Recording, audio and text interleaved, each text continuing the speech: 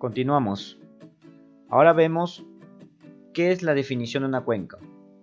Bueno, es el espacio geográfico delimitado por la línea divisoria de las aguas conformadas por un sistema hídrico que conducen sus aguas a un conducto o río principal, ¿no? O a un río muy grande o un lago o un mar.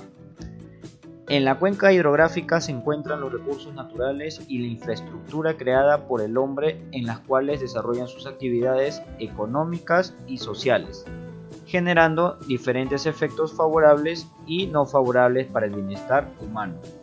Bueno, cabe recalcar que no existe ningún punto en la Tierra que no pertenezca a una cuenca hidrográfica. Ahora vemos la división de una cuenca.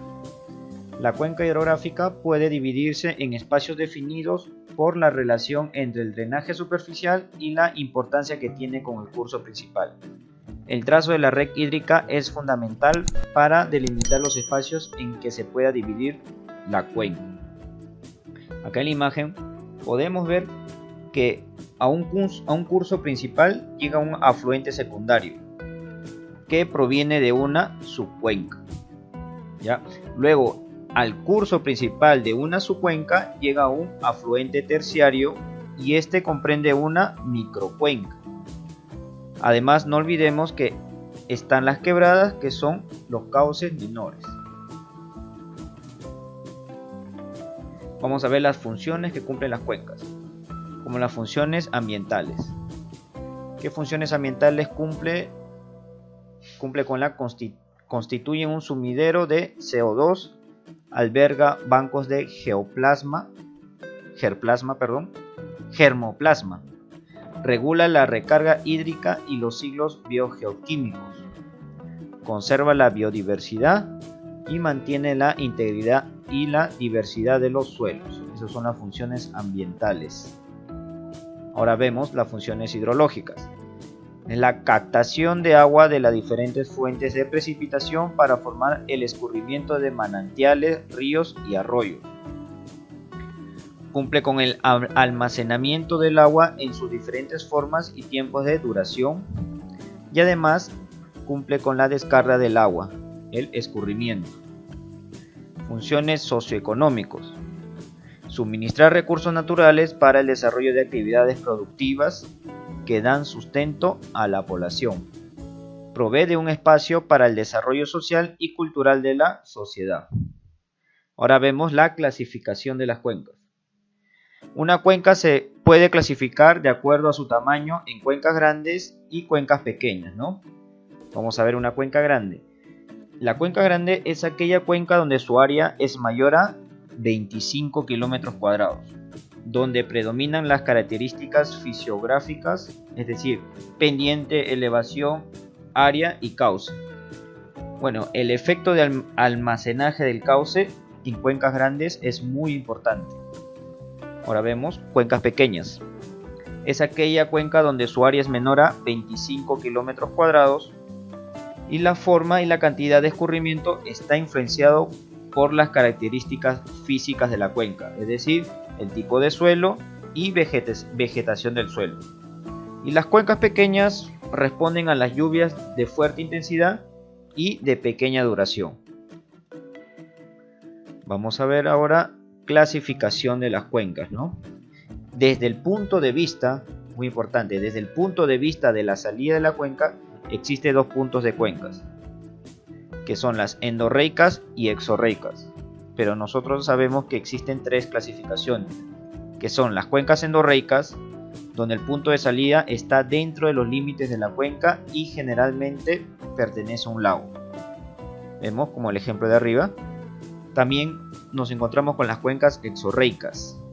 Son las cuencas donde su punto de salida se encuentran en los límites de la cuenca, pudiendo ser en otra corriente de agua o en el mar, ¿no? Desembocan en el mar, como vemos aquí en la segunda imagen. Y las cuencas arreicas, que son aquellas cuencas donde las aguas se evaporan o se filtran en el terreno sin formar corrientes de agua superficial, como vemos aquí, totalmente seco.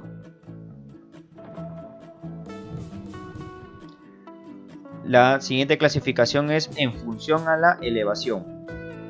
Otra forma de clasificarlas de clara aplicación en las cuencas andinas es de acuerdo a la elevación relativa de sus partes, ¿no? Y se clasifican en cuencas altas, medias y bajas. Vamos a hablar sobre la cuenca alta, también llamada como cuenca cabecera. Capta y almacena en los nevados y glaciares de sus cumbres y en las lagunas y represamientos de las altiplanicies la mayor parte de sus aportes de la precipitación.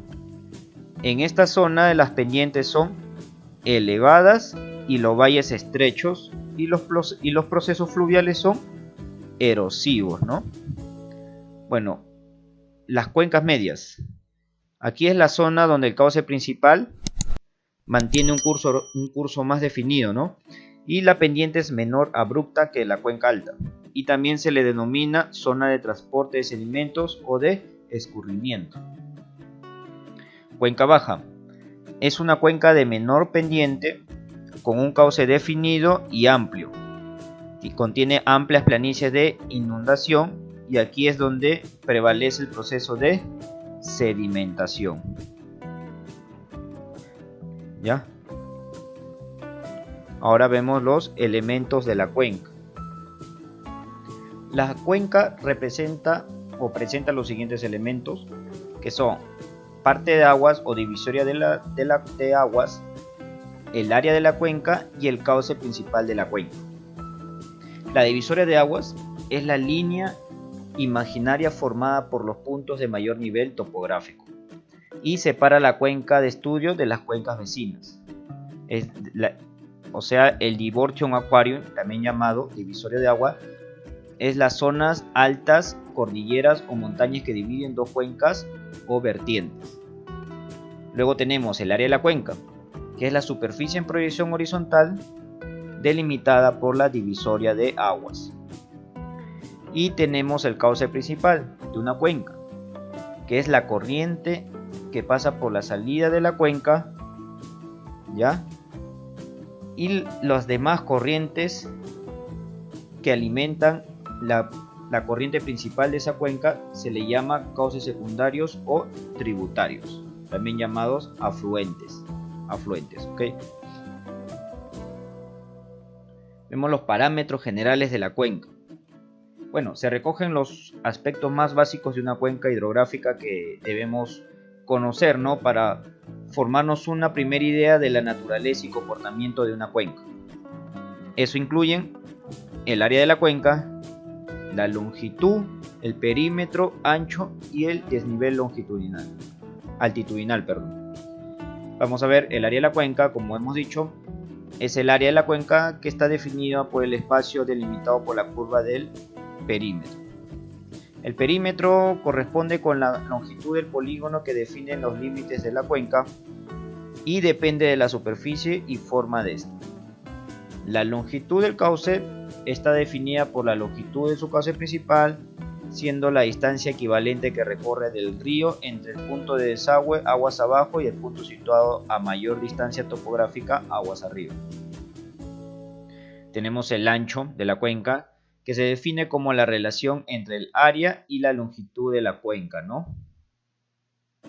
Área en kilómetros cuadrados y longitud en kilómetros. Podemos ver acá la fórmula. Y el desnivel altitudinal, que es el valor de la diferencia entre la cota más alta de la cuenca y la cota más baja de la cuenca. Ahora, yéndonos a la práctica, nosotros ya tenemos delimitada nuestra cuenca, ¿no? Ahora lo que voy a hacer es sacar los parámetros geomorfológicos de mi cuenca. Ahora, simplemente voy a Watershed Processing y hallo el centroide de mi cuenca. Doy clic. Me aparece el área de drenaje, Watershed, muy bien, centroide, o sea, crear mi centroide.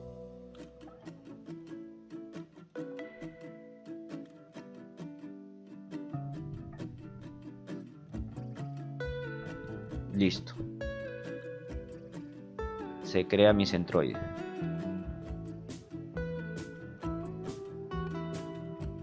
Acá ya se creó mi centroide. en la base Geodatabase. Luego de haber creado mi centroide, ahora calculo mi longest flow path o mi longitud de línea de flujo mayor de mi cuenca, ya la longitud más larga de mi cuenca. Voy a Watershed Processing y me voy a la opción Longest Flow Path, la línea de flujo mayor de mi cuenca. Área de drenaje, Watershed, Flow Direction, listo. Y le doy clic en OK.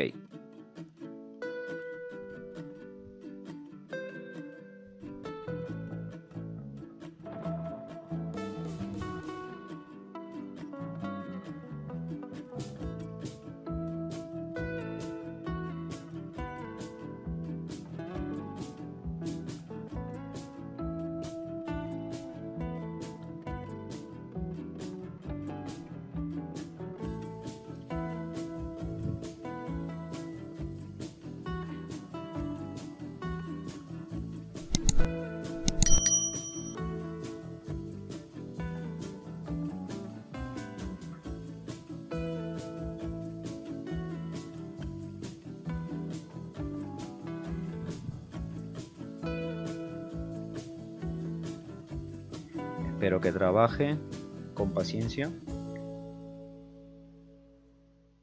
Listo.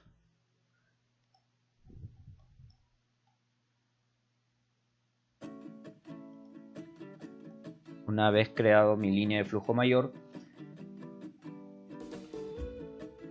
yo a esa línea de flujo mayor, que viene a ser el cauce principal de mi cuenca, le calculo el 3D line.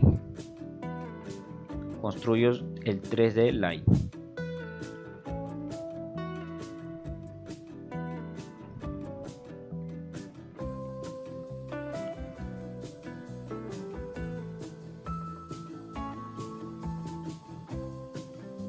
Acá le doy opción al raster, me pide el raster, ok, y se crea mi línea 3D.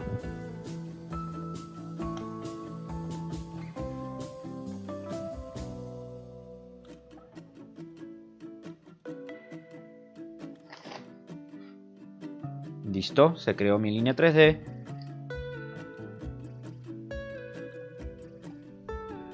Ahora yo quiero que esta línea 3D me calcule los parámetros de flujo. Ya, voy a activar mi línea de drenaje para que se vea. Ya, igualmente voy a Watershed Processing, me voy a Flow Path Parámetros y me voy a parámetros de línea 3D.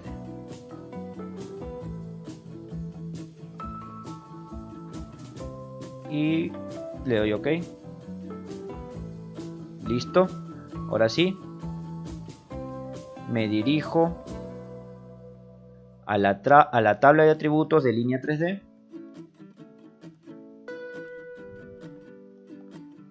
Y puedo ver acá, voy a agrandar esto, puedo ver que a mi cauce le ha calculado la pendiente, le ha calculado la elevación aguas arriba y aguas abajo, ya, aguas arriba y aguas abajo, y todos los parámetros que yo necesito para poder trabajar.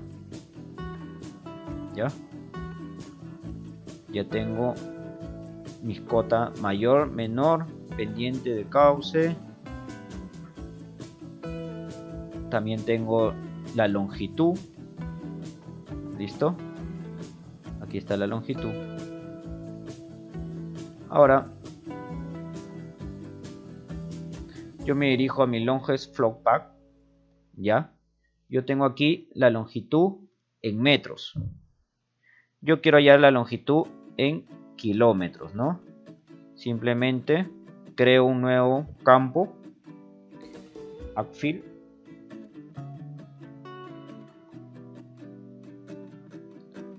longitud km, ya, tipo double, lo dejo todo por defecto, le doy OK. Simplemente le doy un clic, anti-clic, calcular geometría y automáticamente yo puedo crear la longitud de mi cuenca, ¿no? En este caso quiero en kilómetros.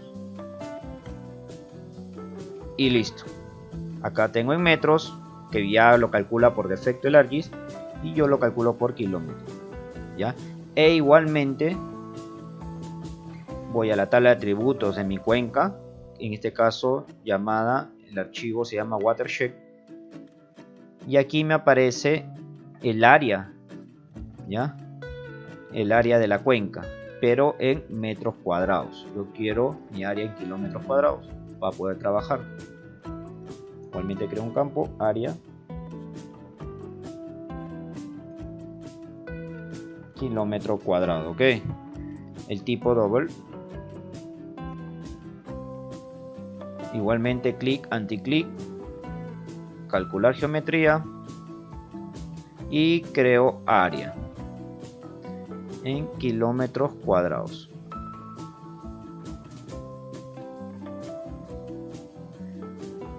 Listo. Vemos que está en metros cuadrados y yo le calculo en kilómetros cuadrados. Listo. Ahora sí. De esta manera yo puedo trabajar cualquier tipo, ¿no?, de proyecto, ya que he hallado los parámetros generales de mi cuenca, ¿no?, que viene a ser el área, perímetro y longitud de la línea mayor de mi cuenca.